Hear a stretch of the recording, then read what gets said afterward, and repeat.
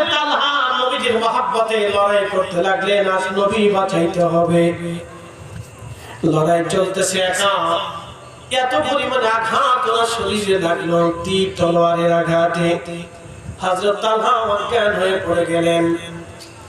একটা দুইটা আঘাত নয়, হযরত তালহাকে যুদ্ধ চলে যাওয়ার পরে, বন্ধ হয়ে যাওয়ার পরে হযরত তালহাকে ধরে নিয়ে যাওয়া হলো। দেখলেন তালহার তখনও দম আছে, তালহা তখনও মারা যায় নাই, কিন্তু শরীরের কাপড়, লোহার পোশাক, হেলমেট সব খুলে ফেলে দেওয়ার পরে দেখা গেল একটা না, সারা শরীরে ৭৯টা আঘাতের চিহ্ন ছিল। একসাথে বলবেন আল্লাহু আকবার। এটার নাম মহব্বতে জাতি। যারা বলেন মহব্বতে জাতি, কলিজার ভিতর থেকে ভালোবাসা। আমাদের দেশে কেউ আছে দাড়ি রাখছে, আমরা শেষে বেরিয়ে দিচ্ছে, আসলে এরকম তুমি মাথায় দিয়েছে, আবার রেখে ফেলে দিচ্ছে, 7 দিনও মাথায় দেয় না। কেউ আছে একদিন পাগড়ি করছে, আর বাকি দিন পাগড়ি পরে, আসলে এরকম একদিন দস্তরখানা বিছিয়েছে, আর বেশি মানে কোন সময় মানে, কোন সময় মানে না। এটার গুরুত্ব কম। এর সুন্নতে মহব্বতের সিফাতি, কখনো মানে কখনো মানে না। আর মহব্বতের জাতিটা হলো কলিজার ভিতর থেকে ভালোবাসা, নিজের জিন্দেগীর সবকিছুকে নবীর কদমে কুরবানি করা। একসাথে বলবেন না মারহাবা। তিনি হযরত রাসূল মালায়েকা হানজালা ওই উহুদের ওইখানে নিয়ে যাওয়ার পরে সারা উহুদে জানাজানি হলো, নবী নাই, নবী শহীদ হয়ে গেছে। সারা উহুদে রাসূলকে খুঁজে পাওয়া যাচ্ছে না, রাসূল নাই, রাসূল শহীদ হয়ে গেছে। হায় হায়, এই কথা সন্ধ্যার সময় ঘটনাটা ঘটলো, রাতে জানাজানি হয়ে গেল। রাসূল মালায়েকা হযরত হানজালা গোসল করতেছিলেন, তখন ফজরের নামাজ পড়েন নাই, গোসল হয় নাই। কে জানিয়েছে? মদিনাবাসী হান শামস নবীজি উহুদের শহীদ। রাসূল মালায়েকা হযরত হানজালা পানির মোশরখানা হাত থেকে ছেড়ে দিলেন, ছেড়ে দিয়ে গোসল বাদ দিয়ে বিবির ঘরের দরজার সামনে দাঁড়িয়ে গেলেন। বিবি, ঘরের ভিতরে একটা তলোয়ার আছে, তলোয়ার খানা আমাকে দাও। বিবি বললেন, স্বামী হে, গোসল করতে গেলেন, গোসল বাদ দিয়ে তলোয়ার কেন চান? বলে, বিবি রে, গোসল করতেছিলাম, কে জানি রাস্তা দিয়ে বলে যায় নবী নাকি উহুদে শহীদ হয়ে গেছে। বিবি রে বলো, আমি কার জন্য গোসল করব, কার জন্য জীবন করব, কার জন্য দুনিয়ায় আমি বেঁচে থাকবো? রাসূলই নাই, আমি হানজালার বেঁচে থেকে লাভ কি? নবী নাই, কি জন্য আমি বাঁচবো? হযরত হানজালা দৌড়াইয়া চলে গেলেন, গোসলও নাই, নামাজও নাই, গোসলও নাই, নামাজও নাই। তখন দৌড়াইয়া উহুদে চলে গেলেন তিনি। আল্লাহু আকবার।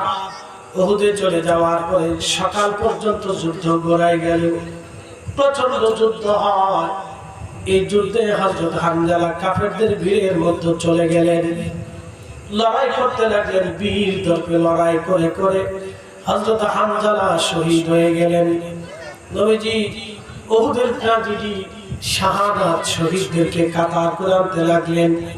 নবীজির চাচা হযরত আমির হামজার বক্ষ মোবারক ফেলে কলিজা বের করে কান নাক কেটে কেটে টুকরা টুকরা করে ফেলে দেওয়া হয়েছিল। আল্লাহর নবী নিজে হতো প্রচন্ড ব্যথিত। নবীজির আপন চাচা নাই, যে আদরের চাচা, বাবার মহব্বত দিয়ে যাকে আগলে ধরে রাখতেন, সেই চাচা আজকে দুনিয়ায় নাই। নবীজি একদিকে বেদনায় আছে, অন্যদিকে আহত হয়ে আছে। সাহাবীদেরকে কাতার করে শোয়ানো হচ্ছে, ৭০ জন সাহাবী শহীদ হয়ে গেছে।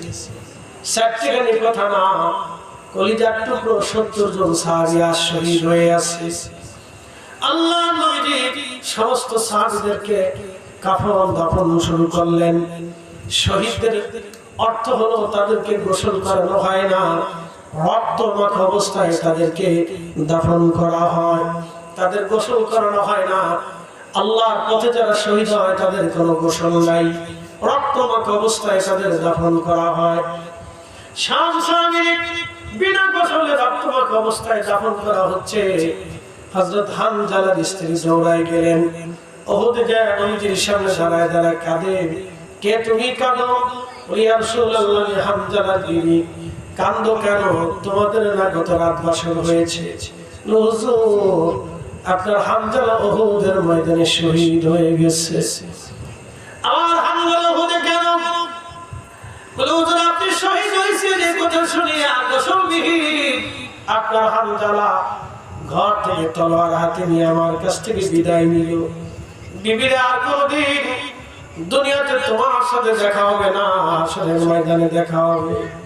ইয়া রাসূলুল্লাহ, আপনার হামজালা উহুদের ময়দানে সে শহীদ হয়ে গেছে। নবীজি, আপনার হামজালা নাপাক, গোসলবিহীন আপনার হামজালাকে দাফন দিবেন না। আল্লাহ নবী বললেন, সাহাবীরা রে, সারা উহুদে তন্ন তন্ন করে খুঁজে দেখো আমার হামজালার লাশ কোথায় আছে। সারা উহুদের ময়দানে তন্ন তন্ন করে তালাশ করা হয়। সাহাবীরা এসে বলেন, হুজুর, আপনার হামজালার লাশ সারা উহুদের মধ্যে কোথাও খুঁজে পাওয়া যায় না। নবীজি চিন্তিত হয়ে গেলেন, তাহলে লাশ কোথায় গেল? ইতিমধ্যে জিবরাইল এসে বলেন, ইয়া রাসূলুল্লাহ, আপনার হামজালার লাশ নিয়ে চিন্তা করতে হবে না গো নবীজি। আপনার হামজালার লাশ আসমান জগতে নিয়ে আল্লাহ রহমতের ফেরেশতারা হাউজে কাউসারের পানি দিয়া আপনার হামজালারে গোসল করাইয়া পবিত্র বানায় দিছে।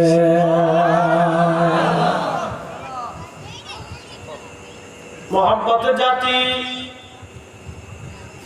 কলিজার ভিতর থেকে রাসূলকে মহব্বত করে মোহাম্মতের জাতি। হযরত হামজালার লাশ উহুদে নামাবে, ফেরেশতারা নামাচ্ছে। সাহাবীরা দৌড়ায় গেলেন, দেখি আজকে দেখবো হামজালার গোসল কেমন হয়েছে। সাহাবীরা দৌড়ায় গিয়ে দেখলেন হযরত হামজালার চুল দাড়ি মোবারক বেয়ে হাউজে কাউসারের পানি টপ টপ করে উহুদের মাটিগুলি ভিজে যাইতেছিল।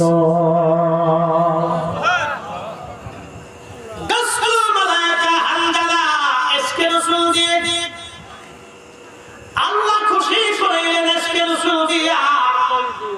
এ কালকিরিবাসী, আজকে থেকে নিয়ত করে যাব, রাসূল মিথ্যা বলে নাই, আমরা বলবো না।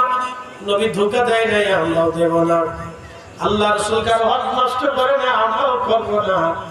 নবীজির চরিত্রবান হব, নবীর রঙে রাঙ্গায়িত হব।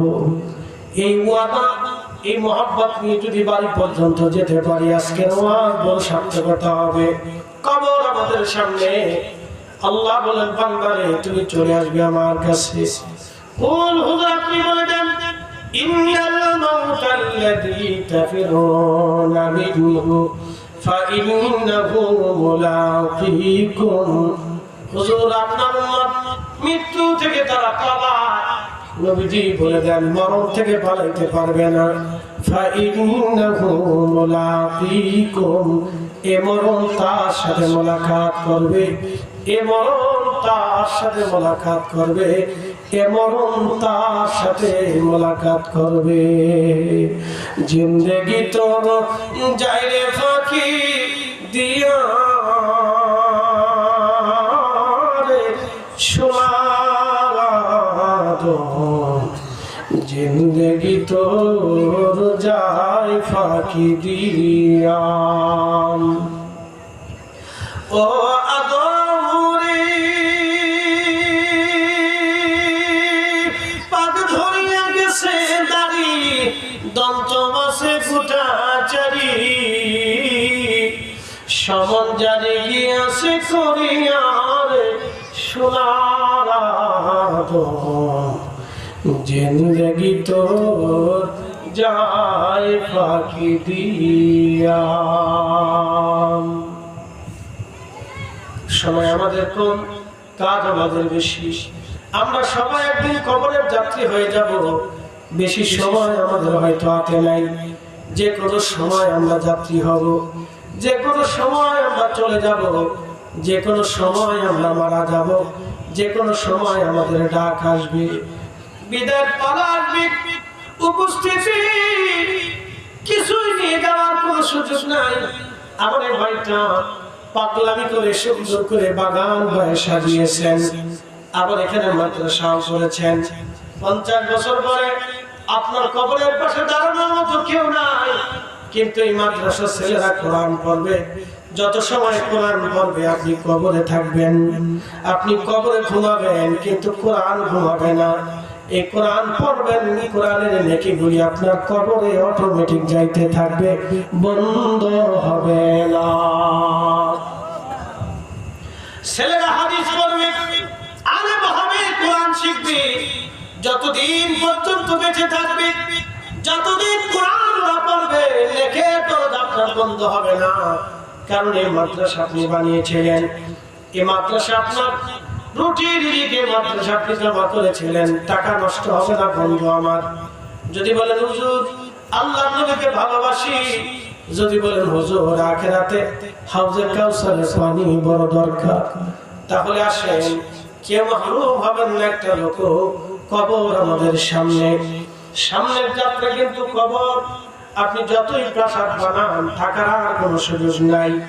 আমি মালয়েশিয়াতে দেখেছি বিরাট বড় প্রাসাদ, বিরাট বড় টাওয়ার তারা বানিয়েছে, বিরাট বড় টাওয়ার, বিরাট বড় টাওয়ার, টুইন টাওয়ার, বিরাট বড় টাওয়ার। মালয়েশিয়ার পেট্রোনাস টাওয়ার এত বিরাট বন্ধু, নিচ থেকে উপরের দিকে তাকালে বিরাট বিল্ডিং দেখা যায়।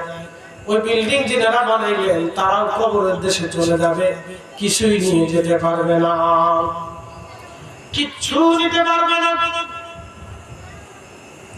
শূন্য শূন্য।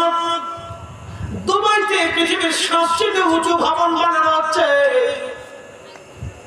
দুবাইয়ের সবচেয়ে উঁচু ভবনটা যিনি বানাচ্ছেন তিনিও কবরে চলে যাবেন, ওইখানে তিনিও থাকতে পারবেন না। সৌদির বাদশা রাজপ্রাসাদের মধ্যে ঘুমান, তিনিও থাকতে পারবেন না। ব্রুনাইয়ের প্রেসিডেন্ট, ব্রুনাইয়ের সুলতান যিনি, তার বাথরুমটাও স্বর্ণ দিয়ে বানানো। কি মনে করছে ব্রুনাইয়ের সুলতান তার বাথরুমটাও স্বর্ণ দিয়ে বানানো, তার গাড়িও স্বর্ণ, বিমানও স্বর্ণের, যেখানে উনি ঘুমান সব স্বর্ণ। সেই জিন্দিগির তুলনায় আমরা কিছুই না।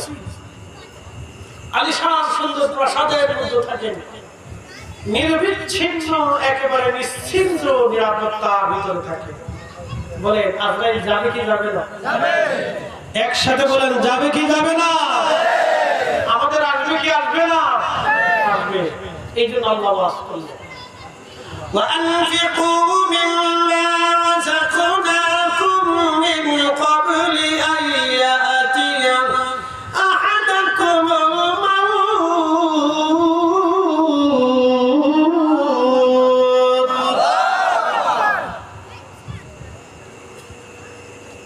হে বান্দারা, মৃত্যু আসার আগে তোমার রিজিক থেকে, তোমার অর্থ থেকে তুমি আল্লাহর পথে ব্যয় করো। তোমার মরণ আসার আগে, মৃত্যু আসার আগে তুমি ব্যয় করো, মরণ আসার আগে ব্যয় করো।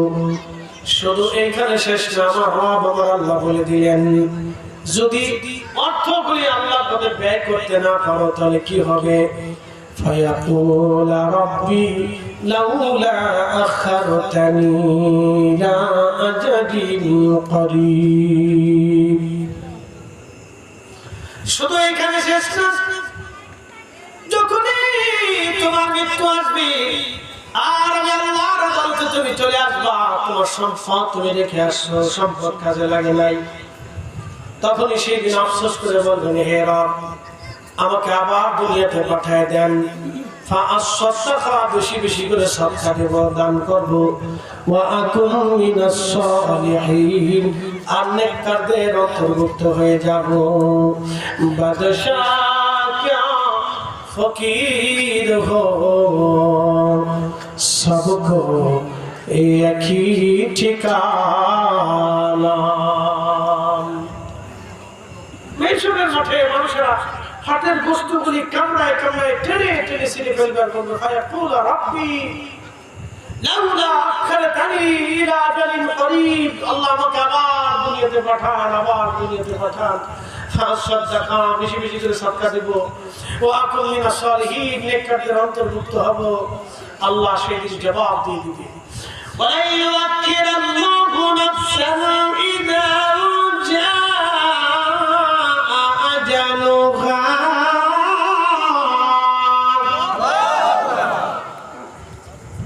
বান্দা ওয়ান টাইম হায়াত শেষ হয়ে গেলে থাকার সুযোগ নাই চলে আসলে ফিরে যাওয়ার সুযোগ নেই সনাতনী যারা হিন্দু সম্প্রদায়ের তাদের বিশ্বাস আবার আসিল ফিরে ধানশীল তীরে নবান্নে এ বাংলায় হয়তো শালিকের বেশে না হয় সর্বচিরে তারা বিশ্বাস করে আমি আবার পৃথিবীতে ভগবান আমাকে দুনিয়াতে পাঠাবে এটা তাদের বিশ্বাস কিন্তু আমাদের বিশ্বাস হচ্ছে আর কখনো দুনিয়াতে আসার সুযোগ নেই তারা পুনর্জন্মে বিশ্বাসী আমরা পুনরুত্থানে বিশ্বাসী পৃথিবীতে আবার জন্ম নেওয়ার কোনো রাস্তা নাই আমাদেরকে পুনরুত্থান করা হবে আবার জিন্দা করে হাসরের ময়দানে উঠাইয়া হিসাব কিতাব গ্রহণ করা লাগবে কিরামান কাতিবিনা ইয়ালামুনা মা তাফআলুন কি আপনি করেন কিরামান কাতিবিন সব লিখতেছে পালানোর কোনো রাস্তা নাই এই মাদ্রাসার